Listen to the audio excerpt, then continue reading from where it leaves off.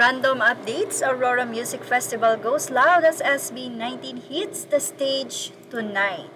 Yan po ang naging bahagi ng Philippines recap. The Kings of P-Pop SB19 are ready to set the stage on fire at the Aurora Music Festival.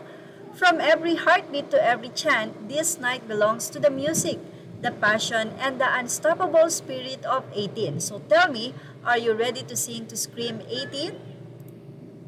Walang duda ang suporta ng mga fans sa SB19 kaya naman ready na sila sa magaganap nga ngayon na Aurora Music Festival kung saan napakarami na nga pong 18 ang maaga pa lang ay nandoon na sa area. So mababasa yan sa kanilang mga posts at namamasyal-masyal habang inaantay ang nasabi nga pong festival na ito na kung saan ay ang SB19 ang isa sa pinaka-highlights na magpe-perform.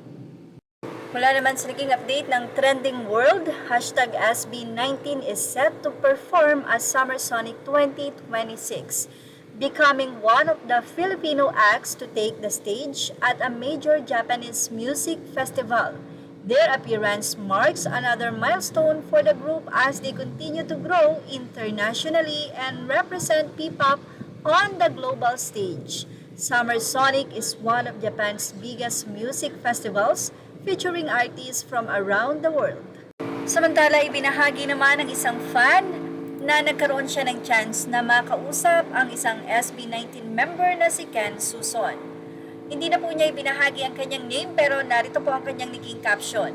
Naghahalungkat ako sa gallery ko, nakita ko tong screenshot. Tignan 2019 pa to eh.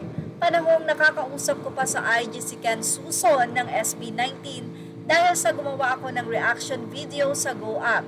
FCC, pwede na ata itong ilabas since 5 years na ang nakalipas, hahaha. OMG, may question ako, familiar ka? Ikaw ba yung nag-react ng videos namin? What do you mean, OMG? You saw it? I did, hahaha. Ganyan ka-humble ang SB19. Si Ken mismo ang nag-comment or nag-message sa kanya na ikaw ba yung nag-react ng videos namin na Go Up na hindi nga makapaniwala ang fan na ito. Actually, napaka-humble nga ng SB19. Kaya lang ngayon kasi sobrang sikat na talaga sila. Ang dami nilang mga invitations. Kaya kailangan nila talagang mag-practice ng sobra. Kaya naman napakaunti na po nung time para makapag-engage sila sa mga fans. Pero hanggat may time, ginagawa nilang mag-live sa kanilang platform para kahit papano ay nakakapag-reach out sila sa mga fans. At yan ang ating Showbiz Snap update. Images are all credit to the rightful owners. Please like, share, and subscribe. And thank you for watching Showbiz Snap.